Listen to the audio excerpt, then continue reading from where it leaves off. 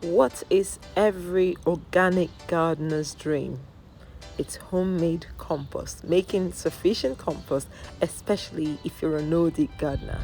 Guys, I want to show you how we make ours really simple and also extremely cost effective. Yes, we have this good quality compost at the end of the day. So if you're interested, let's keep watching. We start with a lot of hard work, but it's all worth it in the end. And to be honest, the initial hard work is just piling this thing on.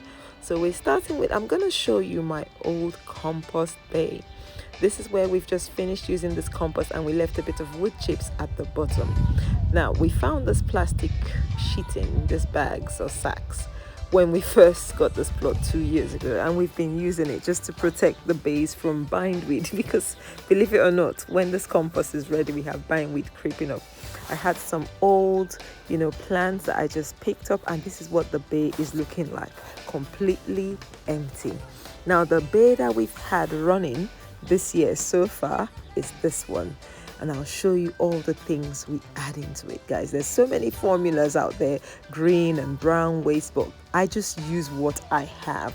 Okay, food scraps, especially all the vegetable scraps we have. Most importantly though, avoid any oils or any animal product. Now look at my neighbor's compost base. She's growing her squashes in there. She's done that every year. Every organic gardener has to have decent quality compost setup. Otherwise, you will spend a fortune having to buy compost. So this is what this bay looks like. Thankfully, our plots, we get supplies of horse manure and we've had no issues with us. You might have issues with amylopyride poisoning, which is like a weed killer that they use on the hay that they feed the horses with. So be careful with your source of horse manure. We mix our horse manure with our food scraps, and now I'm just shoving the top bit into the next empty bay here.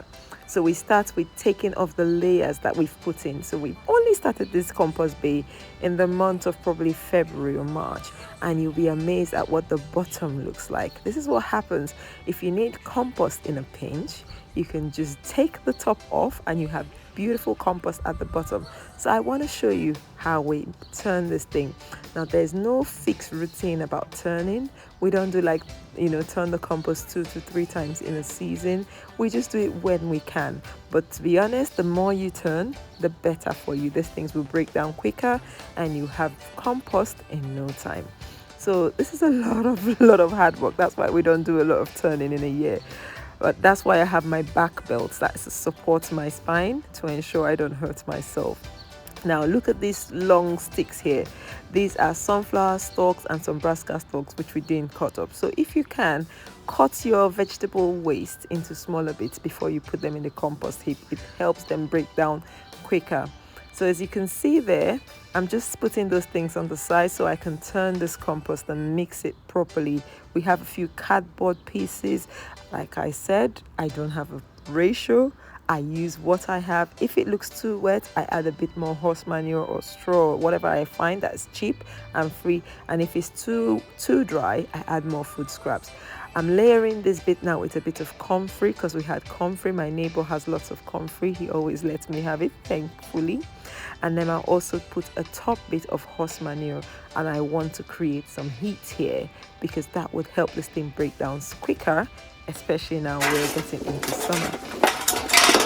Afterwards, I cover this bay up and just let it sit. You can leave this at this point and not add any more thing into it and let that be ready in about 3 months. Or if not, you can keep piling things on. Now I want to show you, this is old wood chips I've taken from the bottom and I'm just putting fresh wood chips at the top again. I'll show you why I do this. Wood chips are a really good source of microbes for your compost. Make sure though that they are broken down wood chips. We don't want fresh wood chips because they will actually deprive your compost of nitrogen. But the ones that have been broken down for over a year or 2 are perfect. You have a lot of mycelium, a lot of bacteria and fungi network that will help inoculate your compost and give your soil life the benefits your food needs. Now we finished mixing this whole thing in. Anything else you want to do, you can use it now. But what I like doing, I let this sit for a couple of weeks at the least, and I'm ready to layer this thing on my beds when I'm ready to grow.